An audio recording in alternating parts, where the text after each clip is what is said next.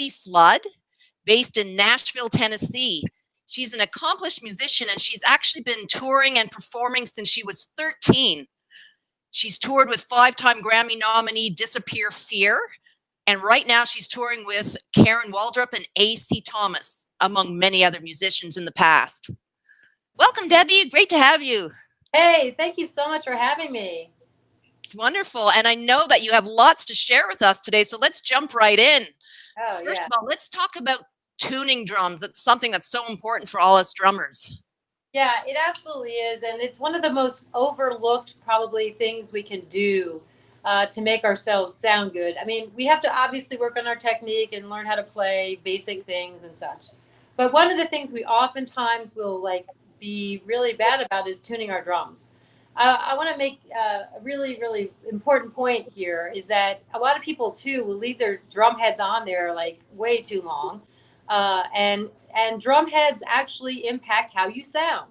And it's kind of like guitar strings. Guitar players change their strings all the time, and we as drummers should do the same with our heads. Depending on how much you play and how much you play on them, really is going to be determining how often you change your heads. But when I'm playing all the time, I change them at least once or every 3 weeks, or even I'll look at the heads and see how if I need to change them. But one of the things that I do when I change my heads, I want to talk about this real fast, is tuning them. And so one of the things I use, there's a couple tools out there to help us. This is one of my favorites. It is called a drum dial. How I go about using this is it comes with these handy dandy instructions on what they recommend each one of your drum heads to be tuned to. Now, what I would say about this is that I don't use this as the only way. I use it as a beginning cheaty way to save myself a lot of time.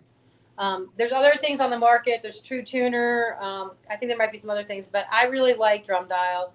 I've been using it now for probably over a decade. I'm not here to I'm not endorsed by them. It's just something I really personally like. It just saves me time. And all you have to do is basically you put it on the head by the by where what do you call it, the screw thing, and you look at I can't do this at the same time, but basically it's got a meter on here, okay, and the meter will tell you, if you look at the book, it'll say, okay, for a snare drum head that's 5.5 by 14, anywhere between 85 and 90 is a pretty good place for the top head to be. Now, something else I want to add is that a lot of drummers don't even tune their bottom heads, and that's a mistake because the bottom head has just as much of an impact as the top head does. So I'm going to show you just a little bit about that as well. But Great. So basically what I do when I start tuning my drums is, so I'll go ahead and now 85 to 90. Why do they give you a range? Okay, with drumming, you can have low, medium, and also high tones. And so the lower the number, the lower the tone. So I don't know if that makes any sense what I'm saying. But so the 85 would be a lower tuning than say a 90 or even above. I like to have my snare head. I keep really pretty tight, usually somewhere between a medium and a high tuning. The reason for that is I like to be able to roll. And if you have a lower tuning, that means you have a looser. Your drum head is a little bit looser, and it's harder to roll on those when you have a lower tuning. Now on my toms, I love a lower tuning. It's just what I like personally. I don't do a lot of really fills all the time. I'm really a Bonham kind of drummer, so I just really like the way the lower tunings sound, on my drums. But so basically, all you have to do with this drum dial thing, though, what I was saying is, you basically right now I can see it's sitting. This is not really good the way I'm sitting, but you can see this is at around. I can't even read that. It's around 90 or something like that. So what I will do is go through and just basically tune all of these to get to around the same tension, because tension is what tunes the heads, and that's what this is measuring, is the tension of the head. And so you get it to all be around the same, And then you like, I'm going to do that right now. Okay. And then after I do that, what I'll do, I go also, this is important. Okay. Let me take this off of here. So I started on this screw here. Mm-hmm. I should already, now, if you guys go to Drum Dial's Instagram account, it's really interesting because it tells you how to tune each. If you have like a 12 lug versus a 10 lug, each of them has a different pattern you're supposed to go on the snare drum to get the best tune for it. So this snare drum, the way I have it, it's kind of like I go across and then I go over and across and then over and across and then over. If that makes any sense, I wish I could or maybe I could show you on this drum. Hold on. Yeah, show us a bit more. And then I want to ask you had a towel or a cloth on the snare. What was that for, dampening? Yeah, that's for dampening, and I'll go into that after I get into some of the tuning stuff. So you can see the snare drum here, okay? And so if I were to start up here, I would go over to this one over here, and then I would go over to this one over here, and then the one over here. I can't really see it, so this is not normally how I tune it, obviously, but I'm doing this for cameras here. And then just so forth and so on. You just kind of do like patterns across the snare drum. And I think that the reason that is, that helps to keep the head even tension on it. You know what I'm saying? And that's important. It's very important to do that. So if you're just going around the drum one next to another like that, that's not the most effective way to tune. And I just want everybody to be aware of that. You really got to do the across and the patterns. And go to Drum Dial to see what I would recommend is go look what kind of snare drum you have. How many lugs are on there? So you've got to count how many lugs are on here, and they'll tell you exactly the pattern that you have to tune your drums. It's really that's very interesting. That's very helpful. Yeah. So you got that. Okay. Now, one other thing I pointed out is this. Okay, I don't want to talk about this.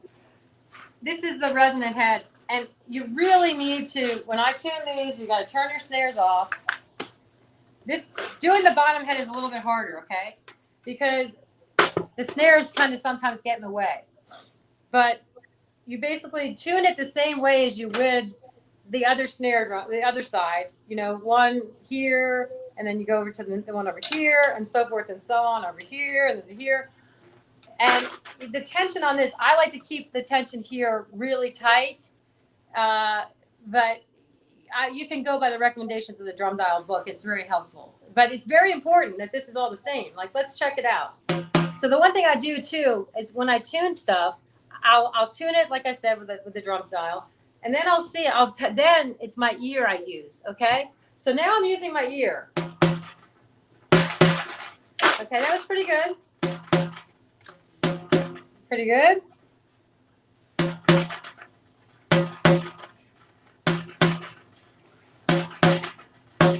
Oh, that one sounded a little off to me. It was a little bit, there we go. So you see what I'm saying? So it's all listen. You need to use your ear, yeah.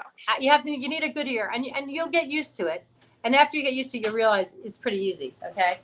But that's basically how I would tune a snare drum. All right. Sorry. Hey, Sherry, you can take this. Sorry, guys. Hold on 1 second. Okay, so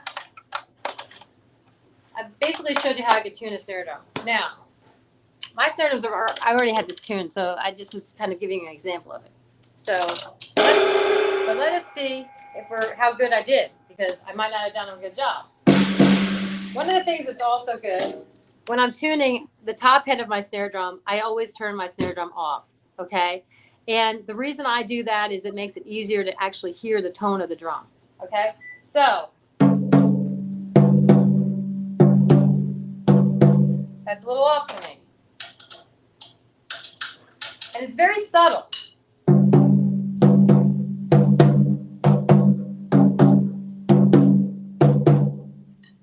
That's a little off to me.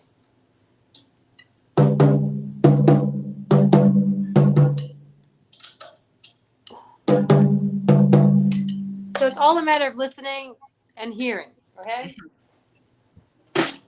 So that's the sound my snare drum has without any muffling on it.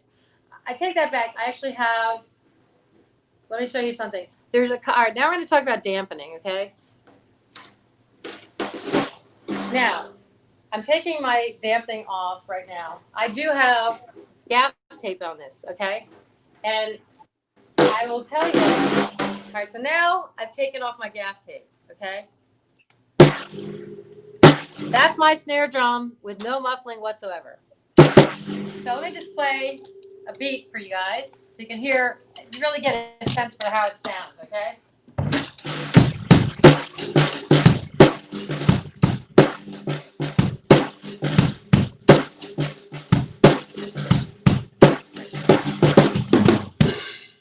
Okay? So that's basically my snare drum with nothing on it. Now there's a question, Debbie. What are we listening yes. for? I assume it's how much ring there is, right?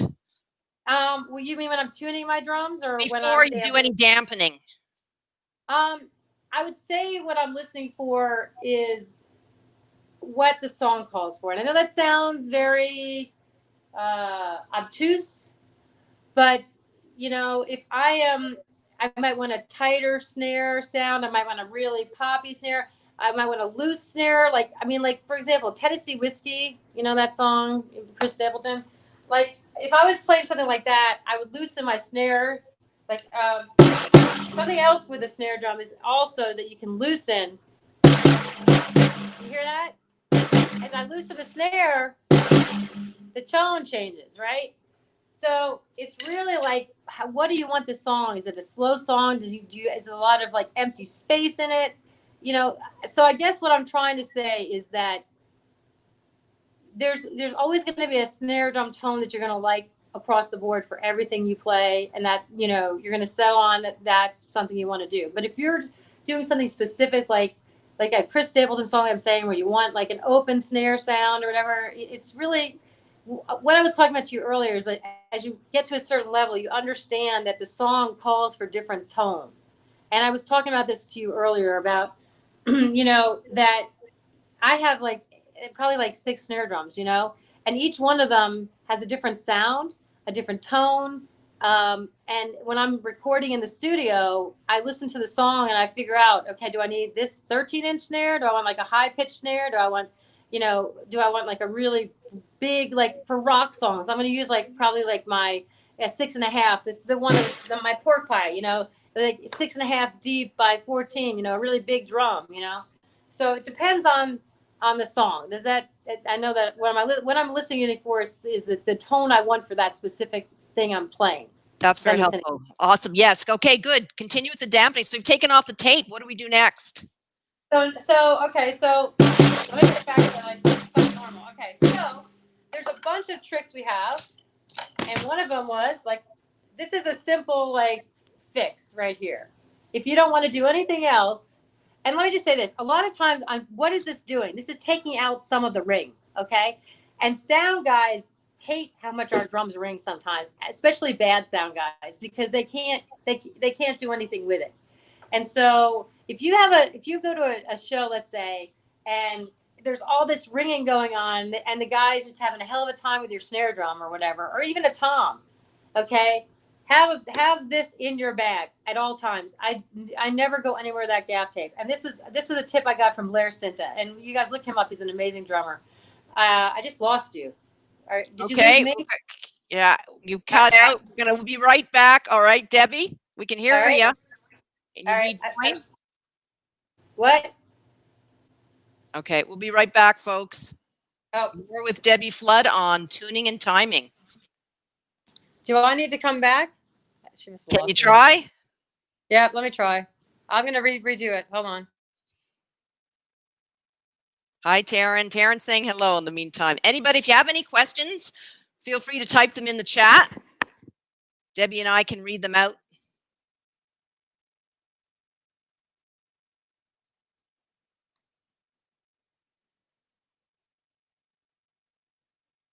Okay, we're just waiting for Debbie Flood to come back. She's been talking about tuning our drums, the importance of tuning, effective tuning. She used a tool called Drum Dial, and now she's talking about dampening. We'll just see if she can rejoin. If not, we'll be right back. Okay, we will stop and start again. Oh, no, there we go.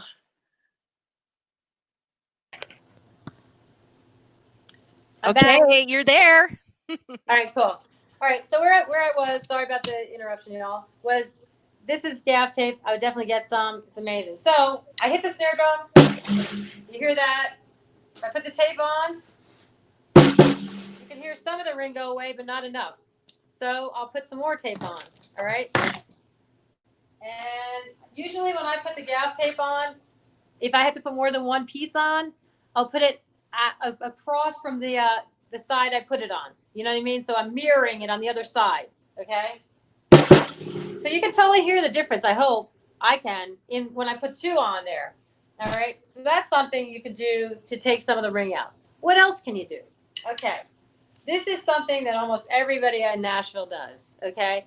And you just take a cloth or something like that and you lay it on the drum. A lot of guys and girls will tape this down.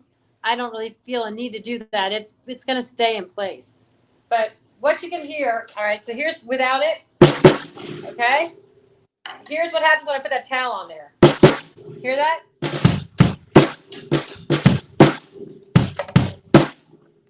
That's a big difference. So you see what I'm saying? When you put that tape on there, it gives it a total. I mean, when you put that cloth on there, it gives you a whole other thing. Now you notice I folded it over and I put it on the. I don't know if you can see or not, but I put it on the near my tom there. Mm-hmm. But some drummers will even play on it, so they'll have it on here and they'll.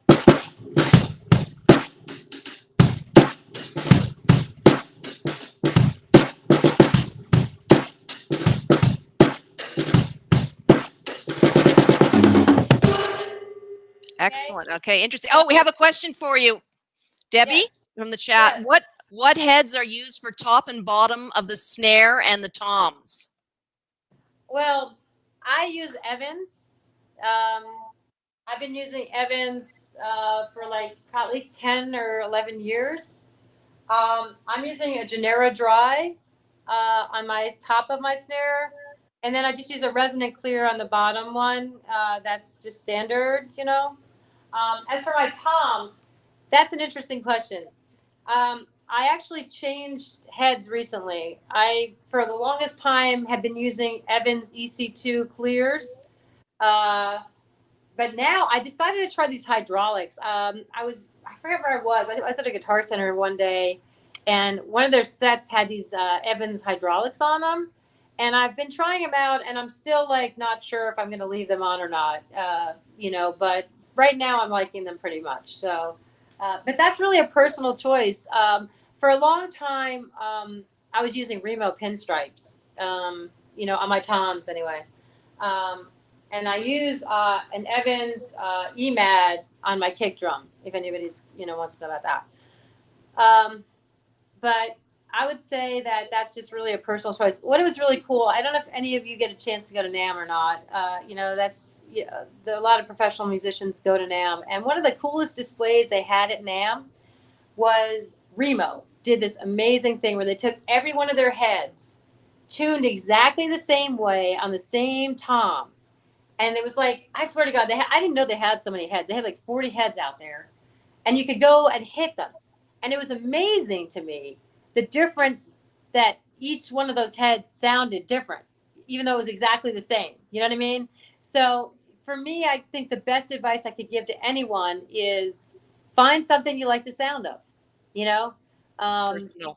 You know, because when you're behind your kit, you have to be confident. You want to know that what you're going to get ready to do, you're going to kick, butt. You know what I'm saying? You're going to take no prisoners out, and you got to feel confident. So for me, I would say the best advice I could give you is find a head you like. Try different heads. Now, granted, that's not a cheap adventure to get into. I mean, we know how much the heads are, but like, I'm going to try these hydraulics for a minute. And, when they get to where they need to be changed, which is probably about 2 weeks from now, I might keep them. I might go back to something else, like my EC2s. I know the EC2s they were my go-to for like about 8 years, So, okay, Debbie, we're almost out of time here, but I do want to touch on the importance of timing.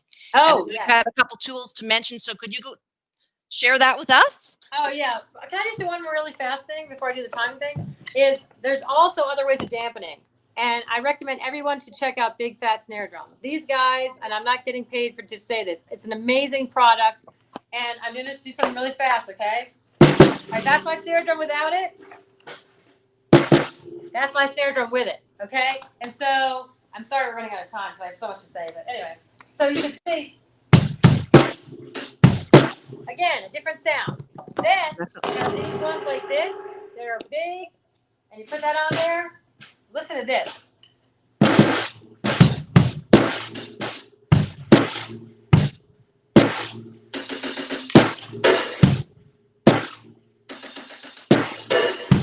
See what I'm saying? So totally changed it. I mean, like in 5 seconds, I didn't have to do anything. Okay.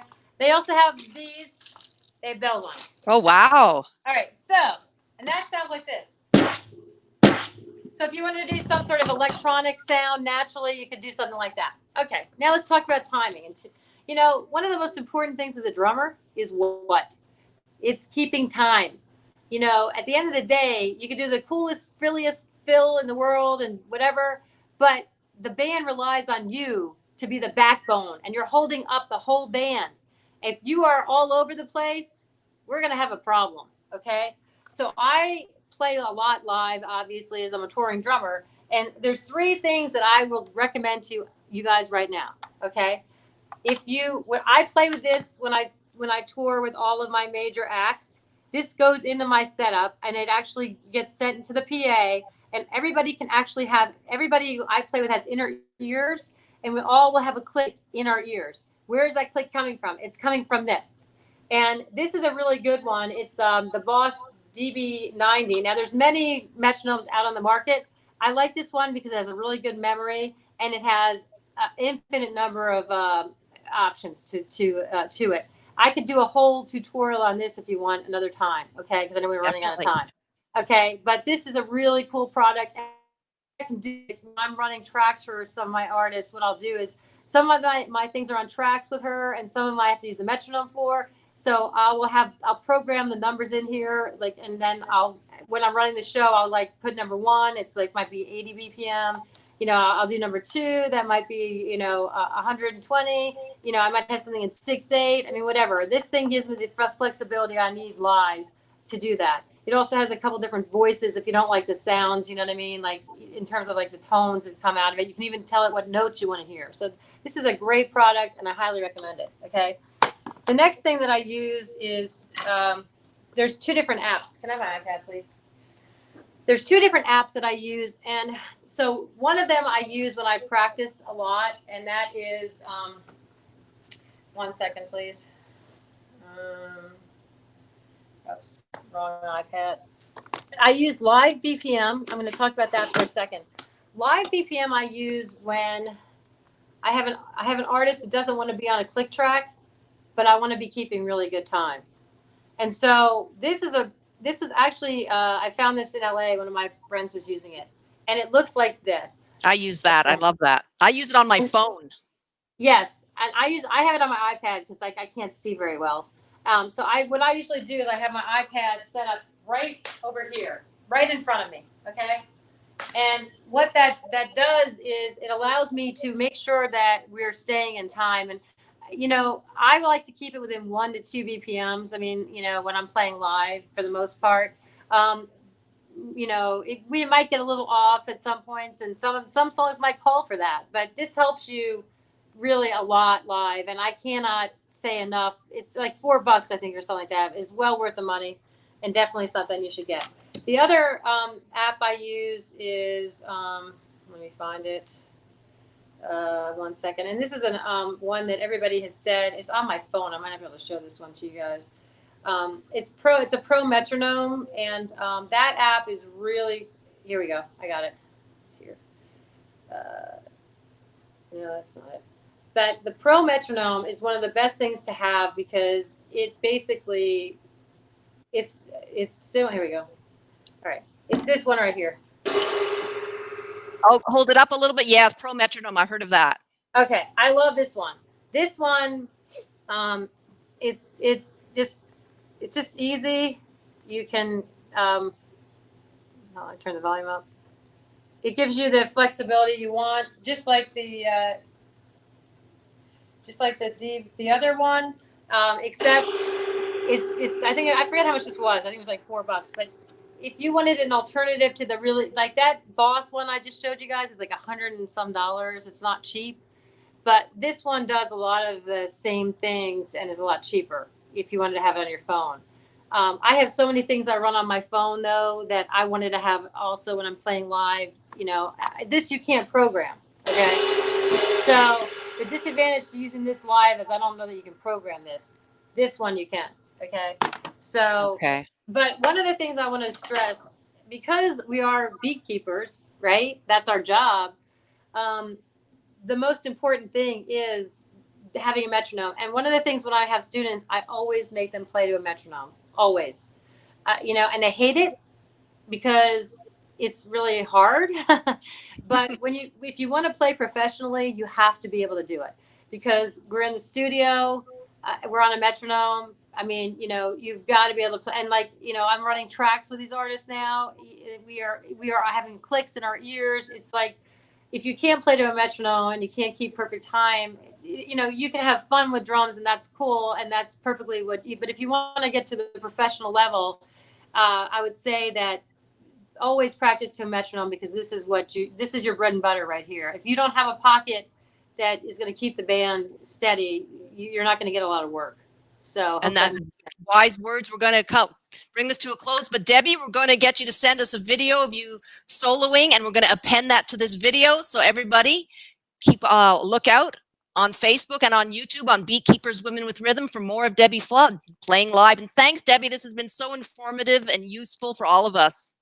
Thank you so much. And I send peace and love to all the fine drumming girls out there that are watching and all you drummers that are watching. I really appreciate your time today. Thank you so much for having me, Cindy. Thanks and thanks again, for Debbie. Thanks, everybody, for watching. All right. Bye, guys.